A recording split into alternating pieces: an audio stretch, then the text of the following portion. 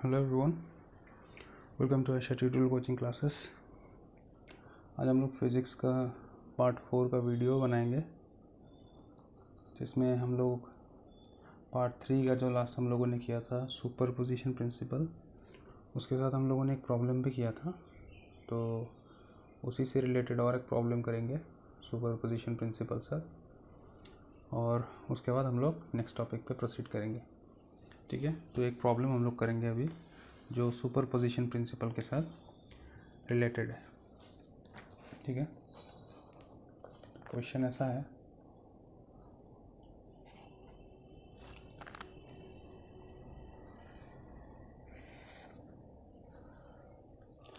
This is an equilateral triangle. ठीक है, this is A, this is B, this is C. तो जो ए है, ए पे चार्ज है -q, सी पे चार्ज है q और बी पे चार्ज है q। मतलब ये पॉजिटिव चार्ज, ये भी पॉजिटिव और ये नेगेटिव चार्ज। तो डिस्टेंस है वर्टेक्सेस के बीच में, वो यह हो गया ए, ये भी ए और ये भी ए। तो अगर इक्विलेटरल ट्राइंगल है तो एंगल कितना होगा, 60 डिग्री ईच, है ना, 60 डिग्री ईच। तो हम लोग को बोला है to find the net force on the charge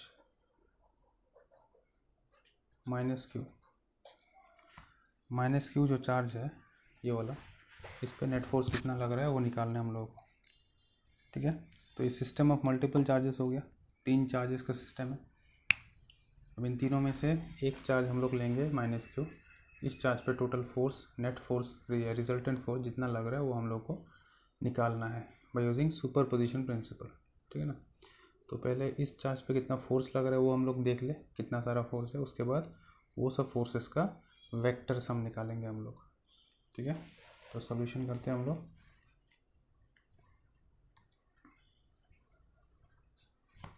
ठीक है, तो जो है ए पॉइंट, जो यहाँ पे ए पॉइंट है, यहाँ पे चार्ज है -q। ठीक है, तो इस -q चार्ज पे एक तो यहाँ पे देख रहे हैं हम लोग, ये जो सी पे जो चार्ज है q, इसके वजह से इस पे एक अट्रैक्टिव फोर्स लगेगा, क्योंकि ये q जो है ये पॉजिटिव है और ये q क्या है, नेगेटिव है। ठीक है, तो ये जो चार्ज है इस पे, इस चार्ज की वजह से एक अट्रैक्टिव फोर्स लगेगा जिसका डायरेक्शन इस तरफ होगा, है ना। इसका मतलब यह है कि इसका डायरेक्शन इस तरफ होगा, मतलब इस चार्ज पे जो फोर्स है उसका डायरेक्शन इस तरफ होगा। ठीक है, तो अगर हम लोग ए पॉइंट से उस फोर्स का डायरेक्शन ऐसे लिखें, ठीक है, तो इसको इंडिकेट करते हैं कैसे। सपोज फोर्स जो एक्ट हो रहा है, कौन से चार्ज पे एक्ट हो रहा है, -q पे। ठीक है, जो ए पे है, force at A due to कौन से चार्ज की वजह से, इस चार्ज की वजह से जो सी पे है। फोर्स और एट ए ड्यू टू सी, मतलब इस चार्ज पे फोर्स इस चार्ज की वजह से अट्रैक्टिव होगा, क्योंकि ये जो चार्ज है ये तो इस चार्ज को अपनी तरफ खींचेगा, है ना। तो इस चार्ज पे एक अट्रैक्टिव फोर्स इस तरफ लग गया, तो इसीलिए उसका डायरेक्शन हम लोगों ने इस तरफ दे दिया। ठीक है, अभी इसका हो गया। अभी इस पे, इस चार्ज पे इसके वजह से कितना फोर्स एक्सर्ट होगा और कौन से डायरेक्शन में होगा। सेम ये भी पॉजिटिव है, ये भी नेगेटिव है ना, तो पॉजिटिव और नेगेटिव के बीच में अट्रैक्शन होगा। तो ये जो चार्ज है इसको इस तरफ खींचेगा। इसका मतलब ये हुआ कि ए से जो डायरेक्शन होगा इस फोर्स का वो इस तरफ होगा, है ना, क्योंकि ये जो फोर्स लग रहा है इस चार्ज पे, ये फोर्स इस डायरेक्शन में आ रहा है, नीचे के डायरेक्शन में। तो हम लोगों ने ए पॉइंट से इस डायरेक्शन में दे दी। ठीक है, उसको डिनोट करते हैं कैसे, फोर्स कहाँ पे लगा, इस ए पॉइंट पे, किसके वजह से, इस बी के वजह से, बी वाले चार्ज की वजह से। So at A due to B. ठीक है ना, तो अभी हम लोग इसको क्या कर सकते हैं, ये एंगल कितना था 60 डिग्री, ठीक है। तो ये वाला एंगल जो ये भी कितना होगा 60 डिग्री होगा, है ना। तो अभी इन दोनों फोर्सेस का क्या करना है हम लोग को, रिजल्टेंट निकालना है, ठीक है। तो रिजल्टेंट कैसे निकाल सकते हैं, इसको दो तरीके से कर सकते हैं। एक तो अगर हम लोगों ने इस फोर्स को रिजॉल्व कर लिया एक वर्टिकल कंपोनेंट में और एक हॉरिजॉन्टल कंपोनेंट में, इसको भी रिजॉल्व कर लिया वर्टिकल में और हॉरिजॉन्टल में, तो ऐसे हम लोग कर सकते हैं, है ना।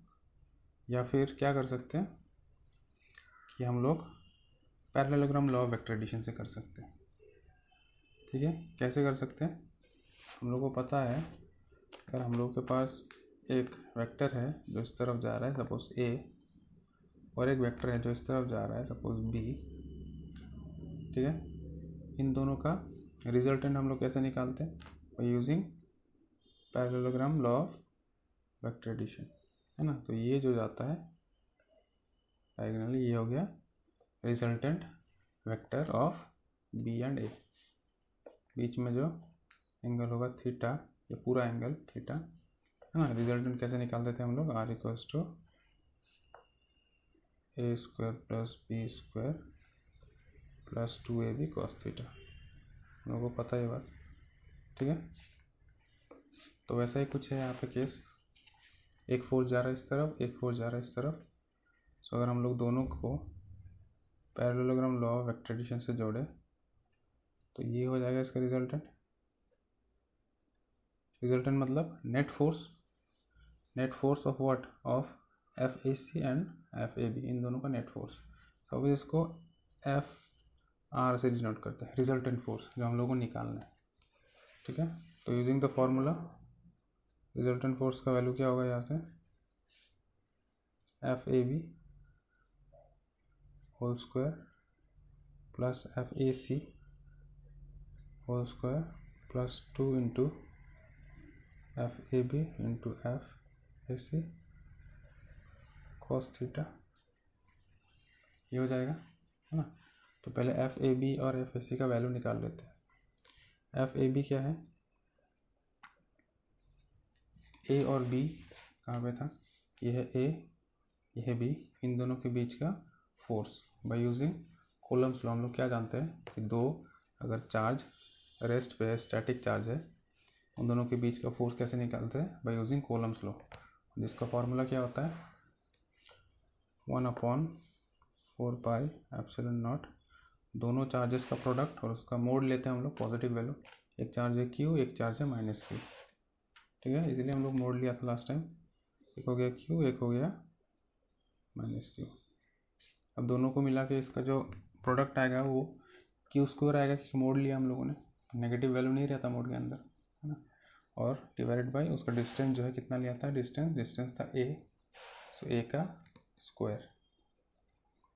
सो 1/4 पाई एप्सिलॉन कांस्टेंट, उसको हम लोग के ले लेते हैं फॉर कन्वीनियंस, के लेते हैं, फिर यहाँ पे रह गया क्यू स्क्वायर अपॉन ए स्क्वायर, ये हो गया एफ ए बी का वैल्यू। अभी निकालना है एफ ए सी का वैल्यू। एफ ए सी क्या होगा, एफ ए सी कहाँ पे है, ये हो गया ए, ये हो गया सी, सेम है minus Q plus Q, distance भी सेम है, तो इसका एक्सप्रेशन क्या होगा के, जो कि इसका मतलब है 1/4 पे एप्सिलॉन नॉट मोड ऑफ, एक हो गया माइनस क्यू और एक हो गया क्यू, और डिस्टेंस हो गया ए, तो उसका स्क्वायर। सो मोड पे है तो प्लस हो जाएगा, वो क्यू स्क्वायर हो जाएगा अपॉन ए स्क्वायर। तो एफ ए बी का जो वैल्यू है और एफ ए सी का जो वैल्यू है दोनों सेम है, तो कैलकुलेशन पर्पज़ के लिए हम लोगों को क्या करना है, एफ ए बी या एफ ए सी दोनों किसी को भी ले लें, हम उसका वैल्यू एफ ले लेते हैं। F A B is equals to F A C which is also equals to F ले लेते हैं, कैलकुलेशन में ईजी होगा, ठीक है। तो यहाँ पर बिठा देते हैं, ठीक है। रिजल्टेंट का वैल्यू क्या आएगा फिर यहाँ से, नेट फोर्स या रिजल्टेंट फोर्स इक्वल्स टू, पहले तो F A B square, F A B का मतलब हम लोगों ने एफ ही लिया था, तो F square plus F A C, उसका भी वैल्यू एफ ही है, plus 2 F A B into F A C, मतलब 2f into F, that is 2f square and cos theta. Theta क्या है, उन दोनों वेक्टर के बीच में एंगल, यहाँ पे वेक्टर क्या क्या है, ये एक है, ये एक है, इनके बीच में एंगल कितना है 60 डिग्री।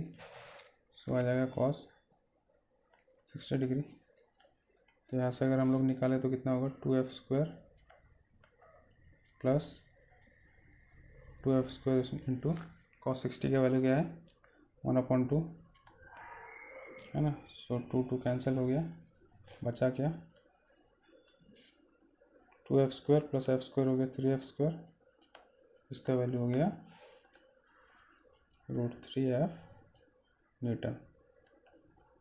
सो रिजल्टेंट फोर्स का जो नेट फोर्स है, मतलब ये जो चार्ज है, ये जो चार्ज है इस पे, इसके वजह से और इसके वजह से नेट फोर्स जो लगेगा, जो हम लोग इन दोनों फोर्सेस का वेक्टर सम करके निकालेंगे, वो नेट फोर्स का वैल्यू क्या लग रहा है √3 इंटू एफ। तो एफ का वैल्यू हम लोगों ने क्या लिया था, एफ का वैल्यू लिया था k² इसके लिए भी सेम, तो √3 k²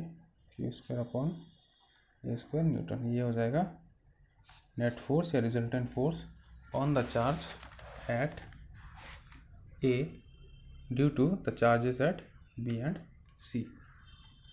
ठीक है, ऐसे हम लोग इसको सॉल्व कर पाते हैं। तो ऐसे और भी बहुत सारे प्रॉब्लम्स हैं जो आपको जेई या नीट का, जो अगर आप वो क्वेश्चन बैंक खरीदेंगे तो वहाँ पे मिल जाएगा, या फिर एनसीईआरटी बुक में भी है, वहाँ से आप लोग कर सकते हैं।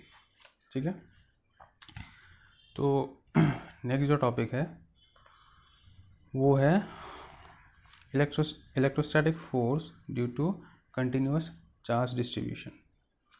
पहले तो कंटिन्यूअस चार्ज डिस्ट्रीब्यूशन क्या होता है वो देख लेते हैं।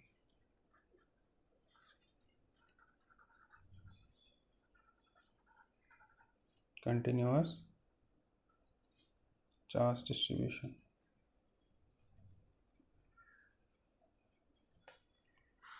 ठीक है, ये क्या है कि चार्ज का डिस्ट्रीब्यूशन है, किसी भी एक लाइन पे, किसी भी एक सरफेस पे या किसी भी एक वॉल्यूम पे चार्जेस डिस्ट्रीब्यूटेड रहते हैं, मतलब यूनिफॉर्मली डिवाइडेड रहते हैं। एक कोई सरफेस पे बहुत सारे चार्जेस है, या किसी एक लाइन पे बहुत सारे चार्जेस हैं, या पूरे किसी एक वॉल्यूम पे बहुत सारे चार्जेस डिस्ट्रीब्यूटेड है। ठीक है, कंटिन्यूसली मतलब ऐसे बोलते हैं क्योंकि जो चार्जेस है वो यूनिफॉर्मली ओवरऑल पूरे सरफेस पे रहता है। ठीक है, ऐसे मैं आपको जो इसके टाइप्स है वो बताता हूँ तो समझ में आ जाएगा। तो कंटिन्यूस चार्ज डिस्ट्रीब्यूशन जो है वो बेसिकली 3 टाइप के होते हैं। ठीक है, 3 टाइप के। नंबर 1 है लीनियर चार्ज डेंसिटी।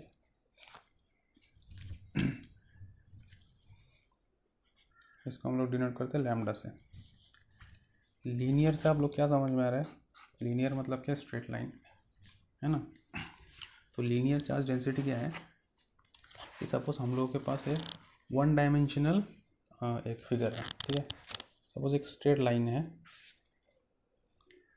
ठीक है ना। तो इस लाइन पे क्या है, चार्जेस जो है ऐसे यूनिफॉर्मली डिस्ट्रीब्यूटेड है। चार्जेस जो है ऐसे क्या है, डिस्ट्रीब्यूटेड है। ठीक है, तो ये स्ट्रेट लाइन पे चार्जेस सब डिस्ट्रीब्यूटेड है, इसलिए लीनियर बोलते हैं, स्ट्रेट है ना। और इसका जो चार्ज पर यूनिट लेंथ है उसी को हम लोग लीनियर चार्ज डेंसिटी बोलेंगे। ठीक है, तो चार्ज है इस पे, सपोज हम लोग को पता नहीं कितना सारा चार्ज है, सपोज ये पूरे लेंथ पे चार्ज है Q। ठीक है, और ये जो लेंथ है इसका, इस लाइन का, सपोज ये L है। ठीक है, ये जो स्ट्रेट लाइन है इस पे टोटल चार्जेस कितने हैं Q, और ये जो लाइन है इसका लेंथ है L। तो लाइन चार्जेस अभी एक स्ट्रेट लाइन पे डिस्ट्रीब्यूटेड है, तो ये लीनियर चार्ज डेंसिटी हो गया। क्योंकि लीनियर कब होगा, जब चार्जेस वन डायमेंशनली अरेंज्ड होंगे। वन डायमेंशनली मतलब एक स्ट्रेट लाइन में। ठीक है, एक्स एक्सिस में होगा या इधर वाई एक्सिस में होगा, एक मतलब किसी भी एक लाइन पे चार्जेस डिस्ट्रीब्यूटेड होगा। तो ऐसे चीज़ का हम लोग क्या करते हैं, लीनियर चार्ज डेंसिटी निकालते हैं। लीनियर चार्ज डेंसिटी जो है लैम्डा, उसका मतलब ये होता है it is the charge per unit length, per unit length मतलब मान लीजिए कि 1 मीटर लेंथ पे कितने सारे चार्जेस हैं, ठीक है। तो अगर हम लोग इसको मैथमेटिकली लिखें तो लिख सकते हैं जितना चार्जेस है पूरे इस लीनियर उसमें लेंथ पे, पर यूनिट लेंथ मतलब L, तो जो लीनियर चार्ज डेंसिटी उसका फॉर्मूला बनता है Q/L, ठीक है। It is the charge per unit length, मतलब 1 मीटर लेंथ पे कितना चार्ज है वो बताते हैं। 1 मीटर या 1 सेंटीमीटर मतलब यूनिट वैल्यू लेना है, पर यूनिट बोला है ना, तो हर एक यूनिट लेंथ पे कितना चार्ज है, कितना कॉलम ऑफ चार्ज है, वही हो जाता है इसका लीनियर चार्ज डेंसिटी, ठीक है। फॉर एग्जांपल हम लोग के पास एक लाइन है जो है 10 meters long, 10 meters long. Suppose इस पे चार्जेस डिस्ट्रीब्यूटेड है ऐसे लीनियरली डिस्ट्रीब्यूटेड, ठीक है। सपोज ये जो चार्जेस है टोटल यहाँ पे है आपका 50 कॉलम ऑफ चार्ज है, ठीक है, 50 कॉलम ऑफ चार्ज है, लेंथ है 10 मीटर। तो इसका हम लोग लीनियर चार्ज डेंसिटी निकाल सकते हैं। कैसे निकालेंगे? Linear charge density is the charge per unit length, तो लेंथ तो मीटर में एक्सप्रेस किया हुआ है, तो यूनिट लेंथ मतलब 1 मीटर, 1 मीटर में कितना चार्ज होगा? अगर 10 मीटर में 50 कॉलम है तो 1 मीटर में कितना होगा? 5 कॉलम, ठीक है ना। तो हम लोग क्या लिख सकते हैं कि linear charge density is 5 column पर मीटर मतलब हर एक मीटर पे चार्ज है 5 कॉलम। तो इससे पता चल रहा है कि लीनियर चार्ज डेंसिटी का जो यूनिट होगा वो क्या होगा? कॉलम पर मीटर, ठीक है, कॉलम पर मीटर, ये होता है लीनियर चार्ज डेंसिटी का यूनिट, कि पर मीटर कितना चार्ज डिस्ट्रीब्यूटेड है उस लाइन पे। ये हो गया नंबर 1, ठीक है। नंबर 2 जो है ये है surface charge density, surface charge density, इसको डिनोट करते हैं सिग्मा से। सरफेस से आप लोगों को समझ में आ गया कि this is a 2 dimensional figure, है ना। सरफेस तो एक स्ट्रेट लाइन नहीं होता, it is a 2 dimensional figure. Suppose ये एक सरफेस है, कोई पेपर है ना, या कोई प्लास्टिक है, तो ऐसे सरफेस पे चार्जेस क्या रहता है? ये डिस्ट्रीब्यूटेड रहते हैं यूनिफॉर्मली ऐसे पूरे सरफेस पे, ऐसे चार्जेस डिस्ट्रीब्यूटेड रहते हैं, ठीक है। तो अगर सरफेस है इसका मतलब हम लोग उस सरफेस का एरिया के टर्म्स में बात करेंगे, क्योंकि पहले जब लीनियर था, एक स्ट्रेट लाइन था, उसको हम लोग उसके लेंथ के टर्म्स में बात करते थे, है ना। तब इस पे क्या है? सरफेस है, तो सरफेस का तो एरिया होता है ना। सरफेस का हम लोग खाली लेंथ नहीं लेते थे, इज ए 2 डायमेंशनल फिगर, है ना, जिसका एरिया होता है। तो सपोज ये जो पूरा सरफेस है, इस सरफेस पे चार्ज है Q, और ये जो सरफेस है इस सरफेस का टोटल एरिया है A। तो सरफेस चार्ज डेंसिटी जो है उसका मतलब क्या होता है? It is the charge per unit area of the surface, ठीक है। It is the charge per unit area of the surface, इस सरफेस के पर यूनिट एरिया पे, जैसे 1 मीटर स्क्वायर या 1 सेंटीमीटर स्क्वायर एरिया पे कितना चार्ज है, वही होता है इसका सरफेस चार्ज डेंसिटी, ठीक है। मान लीजिए कि तो इसका जो अगर मैथमेटिकल टर्म है वो लिख लेते हैं पहले, charge per unit area, that is charge कितना प्रेजेंट है पर यूनिट एरिया, है ना। तो ऐसे पता चल रहा है इसका ऐसा यूनिट क्या होगा? चार्ज का होगा कॉलम, एरिया का होगा मीटर स्क्वायर। तो सरफेस चार्ज डेंसिटी का यूनिट क्या होता है? कॉलम पर मीटर स्क्वायर। सपोज इस सरफेस पे चार्ज है 100 कॉलम, ठीक है, और एरिया जो है 10 मीटर स्क्वायर, ठीक है। 10 मीटर स्क्वायर एरिया पे 100 कूलम ऑफ चार्ज है। तो इस सरफेस का सरफेस चार्ज डेंसिटी अगर निकाले हम लोग, उसका मतलब क्या होता है? हम लोगों को पता है कि surface charge density is the charge per unit area. Per unit area मतलब अगर एरिया मीटर स्क्वायर में एक्सप्रेस्ड है तो 1 meter square is per unit area, मतलब 1 मीटर स्क्वायर एरिया पे कितना सारा चार्ज है ना।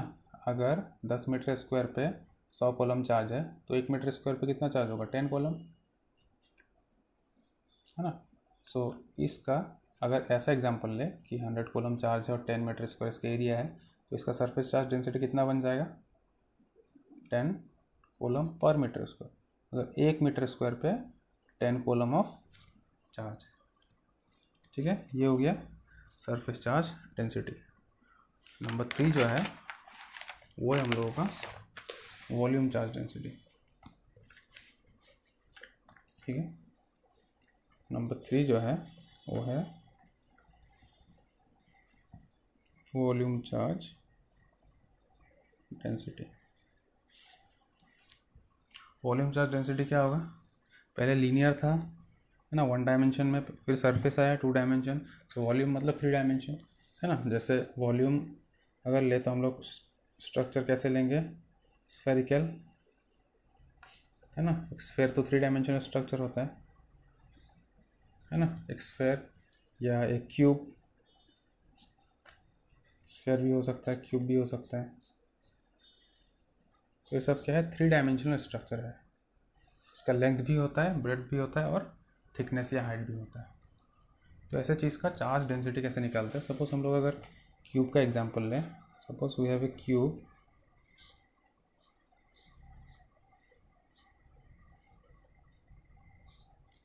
ठीक है। इस क्यूब का अगर जो साइड है वो ए है, ए मीटर है समझ लीजिए, तो उस क्यूब का वॉल्यूम क्या होगा, ए क्यूब मीटर क्यूब, है ना। ए क्यूब होगा उसका वॉल्यूम का वैल्यू, और मीटर क्यूब तो ऐसे यूनिट है वॉल्यूम का। तो सपोज ऐसे एक सिस्टम पे, ऐसे एक वॉल्यूम पे चार्ज पूरी तरीके से डिस्ट्रीब्यूटेड है, ऊपर नीचे आगे पीछे हर तरीके से, अंदर बाहर, है ना, पूरे वॉल्यूम पे। ऐसा नहीं कि सरफेस पे, पूरे वॉल्यूम पे, अंदर भी रहेगा चार्ज। सरफेस पे जैसे सिर्फ सरफेस पे रहता है, वॉल्यूम पे क्या रहता है, इस क्यूब के अंदर भी चार्जेस है कि वॉल्यूम है तो अंदर का वाला भी कंसिडर करेंगे, पूरा सॉलिड, है ना।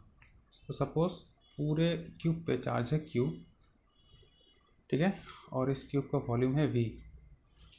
तो वॉल्यूम चार्ज डेंसिटी जो है उसको हम लोग एक्चुअली डेल्टा से डिनोट करते हैं। ठीक है, तो डेल्टा क्या होता है, volume charge density, it is the charge per unit volume.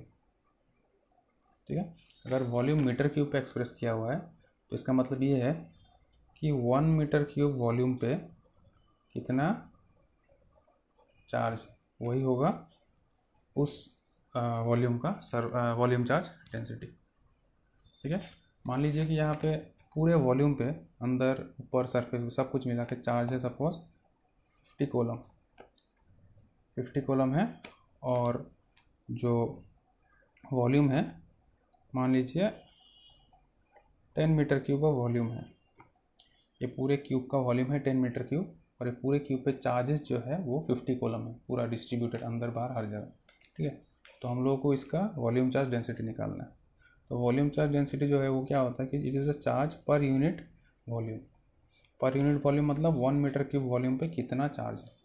तो यहाँ पे बताया कि 10 मीटर क्यूब जो वॉल्यूम है, 10 मीटर क्यूब वॉल्यूम पे चार्ज कितना है, 50 कॉलम। ये बस एक एग्जाम्पल है। ठीक है, तो 1 मीटर क्यूब पे कितना होगा, 50/10, दैट इज़ 5 कॉलम, है ना। सो 5 coulomb of charge is present in this volume at 1 meter cube, है ना। 1 मीटर क्यूब वॉल्यूम अगर हम लोग ले, सपोज मान लीजिए कि इतना है 1 मीटर क्यूब, मान लीजिए कि ये जो है इतना, ये है 1 मीटर क्यूब, सपोज पूरे वॉल्यूम में से हम लोगों ने 1 मीटर क्यूब अलग से कर लिया, तो इस वॉल्यूम पे चार्ज कितना रहेगा, 5 column, that is the volume charge density, कि चार्ज कितना प्रेजेंट है पर यूनिट वॉल्यूम, मतलब पर मीटर क्यूब वॉल्यूम पे कितना चार्ज है। ठीक है, सो इसको कॉलम क्या लिखेंगे, सरफेस वॉल्यूम चार्ज डेंसिटी क्या लिखेंगे इसके लिए, इसके पर मीटर क्यूब वॉल्यूम पे चार्ज कितना है, 5 कॉलम। ठीक है, तो इसका वॉल्यूम चार्ज डेंसिटी लिखेंगे 5 कॉलम पर मीटर क्यूब। ठीक है, ये 3 डायमेंशनल स्ट्रक्चर है, हम लोग वॉल्यूम लेते हैं इसमें, ठीक है। तो वॉल्यूम चार्ज डेंसिटी, और सॉरी ये सिग्मा नहीं था, ये तो सरफेस चार्ज डेंसिटी के लिए था, हम लोगों ने वॉल्यूम के लिए क्या लिया था, डेल्टा लिया था, ठीक है। जो हम लोगों ने वॉल्यूम चार्ज डेंसिटी लिया था डेल्टा लिया था। सो इस स्ट्रक्चर का जो है क्यूब का वॉल्यूम चार्ज डेंसिटी कितना आया, 5 coulomb per metre cube. 1 meter cube पे वो चार्ज है 5 कूलम, तो इसीलिए 10 मीटर क्यूब पे चार्ज कितना हो गया, 50 कूलम। हम लोग को सिर्फ यूनिट वैल्यू के लिए निकालना है, 1 मीटर क्यूब या 1 सेंटीमीटर क्यूब, है ना, या 1 मिलीमीटर क्यूब। वॉल्यूम अभी किसी में भी एक्सप्रेस रह सकता है, ज़रूरी नहीं कि मीटर में रहे, सेंटीमीटर में भी रह सकता है, मिलीमीटर में भी रह सकता है, ठीक है। तो जैसा भी रहे उसका यूनिट वैल्यू लेना है, जैसे 1 मीटर क्यूब लिया या 1 सेंटीमीटर क्यूब लिया या 1 मिलीमीटर क्यूब लिया, है ना। तो यूनिट वैल्यू पे कितना चार्ज प्रेजेंट है वही होता है उस सिस्टम का volume charge density, which is denoted by delta, ठीक है। तो ये हो गया हम लोगों का कंटिन्यूअस चार्ज डिस्ट्रीब्यूशन, जो 3 टाइप के थे। पहला था लीनियर चार्ज डेंसिटी, जिसको हम लोग लैम्डा से डिनोट करते थे। फिर आया सरफेस चार्ज डेंसिटी, जिसको हम लोग सिग्मा से डिनोट करते थे। उसके बाद आया वॉल्यूम चार्ज डेंसिटी, जिसको हम लोग डेल्टा से डिनोट करते थे, ठीक है। इसके बाद जो टॉपिक है ये बहुत इंपॉर्टेंट टॉपिक है इलेक्ट्रोस्टैटिक चैप्टर का, ठीक है। ये है electric field, electric field. Next topic is electric field. अब इलेक्ट्रिक फील्ड क्या होता है, नाम में ही पता है कि यहाँ पे फील्ड है। फील्ड मतलब एक स्पेस या एक रीजन है ना। किस चीज़ का रीजन, इलेक्ट्रिक बोला है, इलेक्ट्रिक फील्ड, ठीक है। मतलब इलेक्ट्रोस्टैटिक फोर्स का फील्ड, कि ऐसा एक फील्ड या ऐसा एक जगह, ऐसा एक रीजन जिसके अंदर कोई भी चीज़ अगर अंदर आ गया तो वो इलेक्ट्रोस्टैटिक फोर्स फील कर पाएगा, उसके बाहर नहीं कर पाएगा, ठीक है। तो इसका जो डेफिनेशन है वो है, इट इज़ द फील्ड और space, it is a field और स्पेस अराउंड a charge, ठीक है। इट इज़ द फील्ड और space around a charge where its force can be experienced by any other charge, ठीक है, by any other charge, ठीक है। कोई भी एक चार्ज का एक स्पेसिफिक एक एरिया होता है, या एक रीजन होता है, ठीक है, एक स्पेस होता है। जैसे मैं आपको बताऊँ, सपोज ये एक चार्ज है, सपोज कि इज अ पॉजिटिव चार्ज, ठीक है। क्या होगा, इज अ पॉजिटिव चार्ज। अगर इस चार्ज के सामने हम लोग एक नेगेटिव चार्ज लेके आए तो क्या होगा, इसको अट्रैक्ट करेगा, है ना, अट्रैक्शन होगा। और उसी चार्ज के सामने अगर हम लोग एक पॉजिटिव चार्ज लेके आए तो क्या होगा, इसको रिपेल करेगा, है ना। मतलब कब तक रिपेल करेगा ये, तो समझ लीजिए कि जब यहाँ पे रखा हम लोगों ने चार्ज को, इसको भी रिपेल किया, यहाँ पे रखा चार्ज को, इसको भी रिपेल किया, लेकिन एक सर्टेन डिस्टेंस के बाद अगर हम लोग चार्ज को रखें तो शायद रिपल्शन फोर्स जो है वो ये चार्ज फील नहीं कर पाएगा। इसका मतलब ये है कि ये जो चार्ज है इसका एक सर्टेन बाउंड्री है ना। उस बाउंड्री के अंदर कोई भी एक चार्ज अगर अंदर आए तो इसके वजह से वो फोर्स फील करेगा। सपोज यहाँ पे हम लोगों ने रखा -q एक चार्ज, तो उसको क्या करेगा, ये चार्ज अट्रैक्ट करेगा। या फिर अगर ऐसा चार्ज रखा हम लोगों ने +q उसी रीजन के अंदर, तो उस चार्ज को क्या करेगा, रिपेल करेगा बाहर। लेकिन अगर इस रीजन के बाहर हम लोगों ने चार्ज रख दिया तो ये प्लस चार्ज जो है इस माइनस चार्ज को अट्रैक्ट नहीं कर पाएगा। क्यों, क्योंकि वो चार्ज रीजन के बाहर चला गया। कौन सा रीजन, वो रीजन जिसको हम लोग इलेक्ट्रिक फील्ड बोलते हैं। किसका electric field, electric field of this charge. इस चार्ज के इलेक्ट्रिक फील्ड के अंदर कोई एक अगर बाहर से चार्ज आया तो वो बाहर से आया हुआ चार्ज इस चार्ज के इन्फ्लुएंस में आएगा, मतलब फोर्स फील करेगा, इधर रिपल्सिव और अट्रैक्टिव डिपेंड करता है कि वो पॉजिटिव है नेगेटिव। ठीक है, ये हो गया इलेक्ट्रिक फील्ड का जो है बेसिक कॉन्सेप्ट। ठीक है, तो जिस चार्ज का इलेक्ट्रिक फील्ड होता है, जिस चार्ज का इलेक्ट्रिक फील्ड हम लोग मतलब कंसिडर करते हैं, उस चार्ज को हम लोग सोर्स चार्ज बोलते हैं, सोर्स चार्ज। जैसे अभी हम लोग जो इलेक्ट्रिक फील्ड एक रीजन बनाया है, कौन से चार्ज के लिए बना है? इस चार्ज की वजह से। ठीक है ना, ये ज़रूरी नहीं कि ऐसे स्फेरिकल हो, मतलब सर्कुलर होगा, ऐसा शेप कैसा भी हो सकता है। ठीक है, हम लोग वो बाद में पढ़ेंगे। बस याद रखो कि जितना जो एरिया रीजन होता है, उस रीजन को ही उस चार्ज का इलेक्ट्रिक फील्ड बोला जाता है। और जिस चार्ज को हम लोग कंसिडरेशन में लेते हैं, जिसका इलेक्ट्रिक फील्ड को हम लोग स्टडी करते हैं, उस चार्ज को बोलते हैं सोर्स चार्ज। ठीक है, सो अभी एग्जांपल लेते हैं। सपोज हम लोग के पास एक चार्ज है, सपोज Q, सोर्स चार्ज जो है Q है, तो इसके वजह से क्या होगा? एक इलेक्ट्रिक फील्ड यहाँ पे होगा, है ना। इस चार्ज का एक इलेक्ट्रिक फील्ड होगा। अब इस इलेक्ट्रिक फील्ड के अंदर हम लोग अगर कोई दूसरा चार्ज रखें, तो उसको ये इधर अट्रैक्ट या रिपेल करेगा, डिपेंड करेगा कि वो चार्ज पॉजिटिव है या नेगेटिव। ठीक है, तो हम लोग जो चार्ज को यूज़ करके इस चार्ज का इलेक्ट्रिक फील्ड डिटेक्ट करते हैं, जैसे हम लोग ने एक चार्ज यहाँ पे रखा, ठीक है, रख के देखा कि हाँ ये चार्ज इसको रिपेल कर रहा है।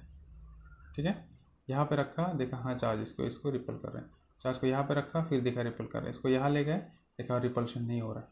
तो जो चार्ज से हम लोग इस चार्ज का इलेक्ट्रिक फील्ड डिटेक्ट करते हैं कि इलेक्ट्रिक फील्ड के अंदर है या नहीं, उस चार्ज को हम लोग बोलते हैं क्या?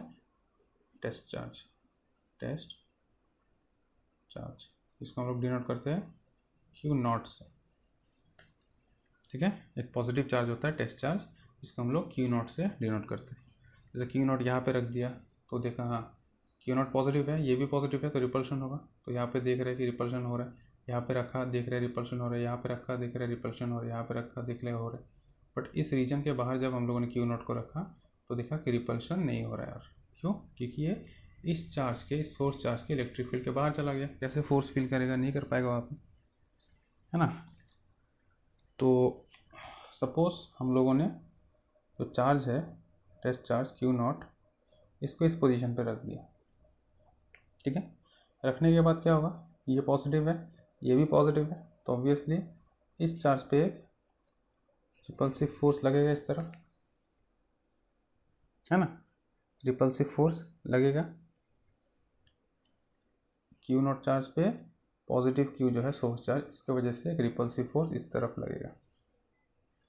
ठीक है, और ये जो Q0 है, जो टेस्ट चार्ज है, इसका जो मैग्नीट्यूड होता है, इसका जो मैग्नीट्यूड होता है वो क्या होता है? Very small.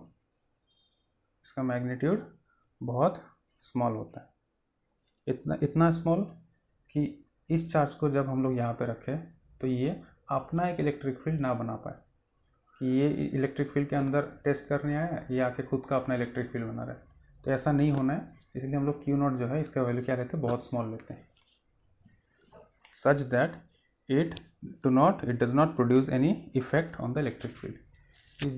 इस सोर्स चार्ज का जो इलेक्ट्रिक फील्ड ऑलरेडी है, ठीक है, उस फील्ड के अंदर हम लोगों ने जब टेस्ट चार्ज को रखा, वो टेस्ट चार्ज का जो मैग्नीट्यूड है वो बहुत स्मॉल होता है। क्यों? ताकि ये टेस्ट चार्ज इस इलेक्ट्रिक फील्ड पे कोई दूसरा इन्फ्लुएंस ना डाले। इसको बस टेस्ट करने के लिए रखा गया है कि हाँ देखो कि इलेक्ट्रिक फील्ड के अंदर हो कि बाहर हो। ठीक है, तो सपोज ये जो चार्ज है सोर्स चार्ज और ये जो चार्ज है टेस्ट चार्ज, इनके बीच में डिस्टेंस है सपोज R। ठीक है, तो फोर्स लग गया रिपल्सिव इस तरह। तो अगर हम लोग को निकालना है इस पॉइंट पे electric field due to this charge, क्योंकि इस चार्ज का इलेक्ट्रिक फील्ड तो पूरा ये रीजन है ना, तो बहुत सारे पॉइंट्स पे इलेक्ट्रिक फील्ड का वैल्यूज़ अलग अलग होगा। जितना सामने होगा ये चार्ज Q0, उतना क्या होगा? फोर्स ज़्यादा लगेगा, क्योंकि फोर्स क्या होता है? इलेक्ट्रोस्टैटिक फोर्स किस पे डिपेंड करता है? प्रोडक्ट ऑफ द चार्जेस पे डायरेक्टली, और इन्वर्सली डिपेंड किस पे करता है? Square of the distance between them. तो R का वैल्यू जितना छोटा होगा, फोर्स का वैल्यू उतना ही ज़्यादा होगा। तो यहाँ पे हम लोगों ने R अगर इसको लिया, तो फोर्स का डायरेक्शन इस तरफ। तो अगर इस Q0 जो पॉइंट है, इस पॉइंट पे हम लोग इलेक्ट्रिक फील्ड का वैल्यू निकालें, इलेक्ट्रिक फील्ड उसका जो वैल्यू निकालेंगे उसको एक्चुअली बोलते हैं इलेक्ट्रिक फील्ड इंटेंसिटी। हर पॉइंट पे इस इलेक्ट्रिक फील्ड के हर एक पॉइंट पे इलेक्ट्रिक फील्ड इंटेंसिटी का वैल्यू अलग अलग होगा इस सोर्स चार्ज की वजह से। सो जब हम लोगों ने टेस्ट चार्ज को यहाँ पे लिया जो सोर्स चार्ज से r डिस्टेंस पे है, तो इस पॉइंट पे, ठीक है, इस पॉइंट पे इस चार्ज की वजह से इलेक्ट्रिक फील्ड इंटेंसिटी कितना होगा वो हम लोग निकालेंगे। तो इलेक्ट्रिक फील्ड इंटेंसिटी का जो फार्मूला होता है, इलेक्ट्रिक फील्ड इंटेंसिटी को हम लोग ई से डिनोट करते हैं, ठीक है। इलेक्ट्रिक फील्ड इंटेंसिटी क्या होता है? It is the force experienced per unit positive test charge, ठीक है। It is the force experienced per unit test charge जो है, ये हो गया इलेक्ट्रिक फील्ड का रिलेशन इसके साथ, फोर्स के साथ। कौन सा फोर्स? इस फोर्स के साथ। Electric field is the electrostatic force per unit test charge, ठीक है। भाई फोर्स कौन सा है? ये इलेक्ट्रोस्टैटिक फोर्स है इस चार्ज और इस चार्ज के बीच में, जो हम लोग कूलम्स लॉ से निकाल सकते हैं। तो क्या होगा इलेक्ट्रोस्टैटिक फोर्स का वैल्यू? 1/4πε0 सोर्स चार्ज और टेस्ट चार्ज का प्रोडक्ट, दैट इज एक तो Q हो गया और एक Q0, ठीक है। मोड रहेगा तो पॉजिटिव ही रहेगा वो, तो डिवाइडेड बाय उसका जो डिस्टेंस है उसका स्क्वायर, r² है ना। तो अगर हम लोग इलेक्ट्रिक फील्ड का एक्सप्रेशन देखें तो क्या होगा? फोर्स अपॉन टेस्ट चार्ज, तो फोर्स तो आ गया ये value 1/4πε0 Q0 upon r² into test charge आ जाएगा इसका, ठीक है। सो ये कैंसिल हो गया। सो इलेक्ट्रिक फील्ड इंटेंसिटी कितना बन गया? 1/4πε0 Q अपॉन r², ठीक है। इस सोर्स चार्ज की वजह से इस पॉइंट पे, सपोज इस पॉइंट को हम लोग P ले लेते हैं, इस P पॉइंट पे इस चार्ज की वजह से इलेक्ट्रिक फील्ड इंटेंसिटी का वैल्यू क्या होगा? 1/4πε0 Q अपॉन r²। सो डिपेंड किस पे कर रहा है? एक तो सोर्स चार्ज पे और एक उस डिस्टेंस पे, टेस्ट चार्ज पे डिपेंड नहीं कर रहा है। एक्सप्रेशन में टेस्ट चार्ज है ही नहीं, ठीक है। तो इस चार्ज का वैल्यू जितना ज़्यादा होगा, ठीक है, इस पॉइंट पे उसका इलेक्ट्रिक फील्ड इंटेंसिटी उतना ज़्यादा होगा। और ये जो डिस्टेंस है यार, ये जितना कम होगा, यहाँ से दिख रहा है r जितना कम होगा E उतना बढ़ेगा। तो r का वैल्यू कम होना मतलब ये पॉइंट को हम लोग इस तरफ शिफ्ट करा सकते हैं। अगर ये पॉइंट यहाँ पे होता तो r कम हो जाता। r कम होने का मतलब इस पॉइंट पे इलेक्ट्रिक फील्ड इंटेंसिटी जो है इस चार्ज की वजह से वो और ज़्यादा होता, ठीक है। और एक चीज़, जिस डायरेक्शन में फोर्स होता है उसी डायरेक्शन में इलेक्ट्रिक फील्ड इंटेंसिटी भी होता है, मतलब इलेक्ट्रिक फील्ड जो है वो भी उसी डायरेक्शन में होता है। Electric field is a vector quantity. The direction of electric field and the direction of electrostatic force is same. उनका डायरेक्शन क्या होता है? सेम होता है। बट इलेक्ट्रोस्टैटिक जो इलेक्ट्रिक फील्ड है intensity, it does not depend on the test charge. Test charge पर depend नहीं करता है, ऐसे दिख रहा है हम लोग। तो इलेक्ट्रिक फील्ड इंटेंसिटी का यूनिट क्या होगा? यहाँ से हम लोग को मिला फोर्स पर यूनिट चार्ज, तो फोर्स का तो हो जाता है न्यूटन और चार्ज का हो जाता है coulomb. So electric field intensity का ऐसा यूनिट क्या हो गया? न्यूटन पर कूलम, ठीक है। तो इससे आप लोग डायमेंशनल फार्मूला भी निकाल सकते हो, ठीक है। इलेक्ट्रिक फील्ड इंटेंसिटी का डायमेंशनल फार्मूला कैलकुलेट करोगे तो इसका वैल्यू है mLa-1 T-3। कैलकुलेट करोगे तो आ जाएगा ये, ठीक है। ये हो गया इलेक्ट्रिक फील्ड इंटेंसिटी। तो अलग अलग पॉइंट पे अलग अलग वैल्यू होगा, क्योंकि हर एक पॉइंट पे, सपोज यहाँ पे एक पॉइंट ले लिया तो उस पॉइंट पे एक डिस्टेंस अलग होगा, यहाँ पे एक पॉइंट ले लिया उस पॉइंट से डिस्टेंस अलग हो जाएगा। सो डिस्टेंस तो यहाँ पे मैटर कर रहा है, तो जितना डिस्टेंस चेंज होगा इलेक्ट्रिक फील्ड भी चेंज होगा, है ना। तो हर एक पॉइंट पे इस इलेक्ट्रिक फील्ड में इस चार्ज की वजह से, सोर्स चार्ज की वजह से इलेक्ट्रिक फील्ड इंटेंसिटी अलग अलग होगा। That depends on the magnitude of the charge and the distance between the source charge and that particular point, ठीक है। तो ये हो गया बेसिक इलेक्ट्रिक फील्ड का एक बेसिक आइडिया है ये, ठीक है ना। तो इसके बाद मैंने क्या बोला, इलेक्ट्रिक फील्ड और इलेक्ट्रिक फील्ड इंटेंसिटी जो है या इलेक्ट्रिक फील्ड जो है उसके डायरेक्शन क्या होता है? जिस डायरेक्शन में फोर्स लगता है, रिपल्सिव हो या अट्रैक्टिव हो, उसी डायरेक्शन में इलेक्ट्रिक फील्ड का भी डायरेक्शन होता है, ठीक है। इलेक्ट्रिक फील्ड और इलेक्ट्रोस्टैटिक फोर्स दोनों का डायरेक्शन ऑलवेज सेम होता है, ठीक है। तो एक प्रॉब्लम करते हैं यहाँ से हम लोग। सपोज हम लोग के पास एक चार्ज है 2 कूलम, ठीक है, +2 कूलम। तो एक पॉइंट है यहाँ पे P, जो पॉइंट इस चार्ज से 1 मीटर के डिस्टेंस पे, ठीक है। तो ये जो 2 कूलम है इसके वजह से एक इलेक्ट्रिक फील्ड क्रिएट हो गया यहाँ पे। तो हम लोग ये जो P पॉइंट लिया हम लोगों ने, तो ये पॉइंट इलेक्ट्रिक फील्ड के अंदर ही लेते हैं हम लोग, ठीक है, वो बोलने का ज़रूरत नहीं है। तो इस पॉइंट P पे हम लोग को इलेक्ट्रिक फील्ड इंटेंसिटी निकालना है।